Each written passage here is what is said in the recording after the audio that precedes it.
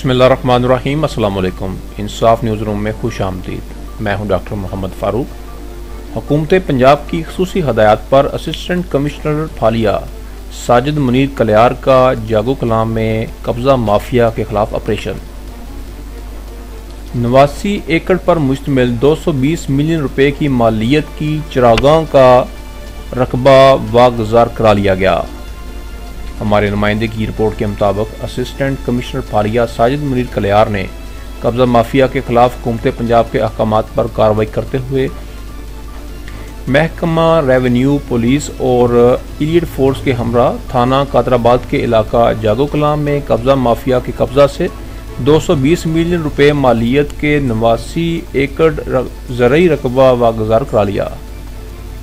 गाँव के नंबरदार को काबजीन से वागुज़ार कराए गए रकबा पर खड़ी फसलें फ़रोख्त करके इनसे हासिल होने वाली रकम सरकारी खजाना में जमा कराने की जिम्मेदारी सौंप दी। इस मौके पर असिस्टेंट कमिश्नर फालिया साजिद मुनीर कलियार का कहना था कि कब्ज़ा माफिया किसी रियायत के मुस्तहिक़ नहीं, ऐसे अनासर के साथ सख्ती से निपटा जाएगा। कैमरामैन मोहम्मद अरशद के साथ report Inayatullah Anjum Kaler, bureau chief Insaf news Mandi Bahauddin.